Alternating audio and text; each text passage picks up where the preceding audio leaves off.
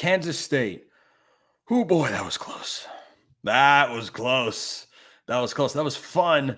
That was too close for comfort if you're the Wildcats. But the Big 12 avoids a completely disastrous day. It was not looking good for a while. Cincinnati blew a huge lead. I mean, a huge lead to Pitt. That was not good. That was not good. You know what was good? Kansas State came back to win the football game. Darian Mensah was carving them up. I'll get to the questions Kansas State has in a moment. Here are the answers. 215 rushing yards on the ground, 6.5 yards a carry. DJ Giddens was that guy. He had a long touchdown reception. He ran for 114 yards. Dylan Edwards, the Colorado transfer. Remember when we talked about that one on the show long ago in a galaxy far, far away? That came into play because he had 4 carries for 54 yards and a touchdown. Avery Johnson wasn't incredible throwing the ball, but he was more than capable enough. And Kansas State showed you what we thought they'd be coming into the year. I say we as if there are other people producing this show. It's just me, but we, myself, and others, what we thought about Kansas State or the narrative around the Wildcats coming into this year was they're going to have a great running game. And guess what? They do. That was a fantastic effort against a good Tulane team. John Sumrall is a heck of a coach. Darian Mensah was carving them up. He had a couple of late turnovers. He's a young guy. Don't forget the name Darian Mensah because he might be a starting quarterback in a college football playoff game coming to a television near you by the time the regular season comes to a close. But the Green Wave are a good team. They should be viewed as a contender in the American as they were coming into the season. It's an impressive game. It's a disappointing one to win. They had Kansas State down 20-10 at home with a half to go, and they couldn't hold on. 34-27, the final score. Kansas State ekes it out, improves to 2-0. And I think for the Wildcats, here's where the questions come in and where questions do need to be raised. Darian Mensah in this game, 19 completions. That's the Tulane quarterback.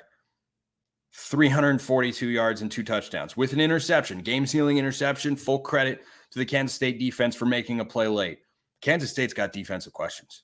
Right now, I have Kansas in the Big 12 championship game against Utah, who, as I'm recording this, are already up 14-0 on Baylor. No surprise there. If you're Kansas State, you feel good that you got the win.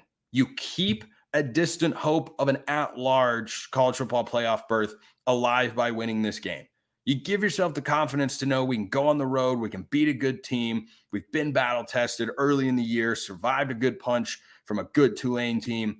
But boy, that defense has got questions. There were too many times. I mean, way too many times where Kansas State just had coverage busts and gave Darian Mensah easy throws. He made some good ones.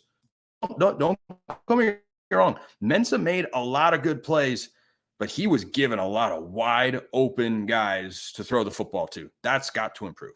That has got to improve starting next week. Who does Kansas State play next week, just off the top of your head? Oh, that's right. They play Arizona, Friday night game on Fox at home. That'll be a top 20 matchup because Arizona will throttle NAU later today, and then that'll set up a couple of undefeateds. And it's not a conference game, but it sure will be reflective of how the Big 12 conference championship race is going to play out. How real is Arizona? That game is in Manhattan. You can't have those sorts of coverage busts against Arizona. That's got to be tightened up. Or Tetero McMillan and Noah Fafita, they'll just keep throwing number 4 the ball from number 11, and boom, they'll go for 300 yards as T-Mac did last week in their season opening win against New Mexico. So questions about Kansas State, but certainly important and notable that they were able to get the victory. Another game I want to talk about here. My goodness, this is all in the morning. There's still an entire day that I'll get to on Monday's show because I've got work, play-by-play and such to do later today. But my goodness, Penn State 34, Bowling Green 27. This is a Penn State defense that went on the road last week and held West Virginia under 20, and then they come back home and they were losing by 10. They were losing in the second half to Bowling Green. Credit to the Falcons for playing a heck of a game. Their quarterback, Connor Bazelak, had 254 yards passing, a couple of touchdowns, also a couple of interceptions. Penn State ran for 234 yards in this game. Drew Aller, 204 yards passing, a couple touchdowns, interception, 13-20 throwing the football. You had 200-yard rushers. Why was this game close? Why was this game just an off day? An off day. Look, I love Penn State. I love them coming into the year. I think they're going to end the regular season 11-1. I think they're all but a lock after their win against West Virginia to make the college football playoff. Important game to escape here because it could have been a colossal upset. I mean, a major, very bad, no good, ugly upset against Bowling Green. What was the line on this game? I think the Nittany Lions were favored by something north of 30 to 40 points. Yes, 35.5 was the number. Well, that's a Bowling Green cover, but it is a Penn State win. Does that linger? Does that start to become Penn State's identity? Are they going to eat this stuff out? I don't think so. I think Penn State will be fine, but not a game that I expected to see. They have Kent State at home next week and then Illinois and UCLA. So they've played one of 4 consecutive home games.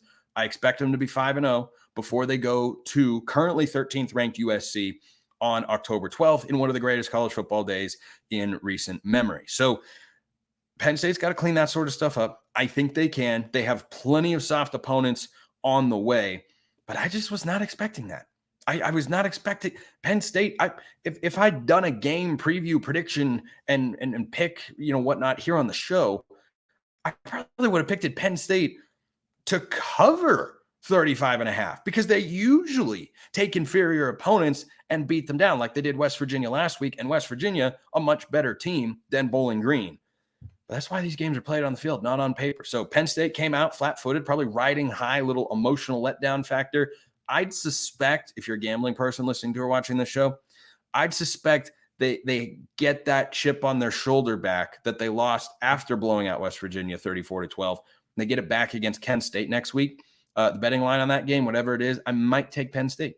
But if Kent State goes in to Penn State's home field and they beat them badly, or not beat them badly, but they put up more points than they should, if the game is closer and Penn State doesn't beat them badly, then we might have to have serious questions about what Penn State has going on defensively. But I suspect they will right the ship and we'll look back and say that this was an aberration. So for those listening who are watching the show in the immediate hours after the morning window, I thank you for doing so. And just a couple of predictions. We'll see how these end up playing out. I do believe that Utah is going to continue to cruise over Baylor. I think Iowa is going to win by 3 to 4 points over Iowa State. I think Nebraska is going to win over Colorado, 34-24. I think Kansas wins by the same score in Champaign, Illinois, over the Illini. And NC State, I think they can hang with Tennessee a little. I don't know if they can hang with Tennessee a lot. Vols 27-20. Plenty of fun games still on the way. Gosh, what a fun morning on college football. Appreciate everyone listening. I will see you next time. And until then, hope you have a wonderful rest of your day.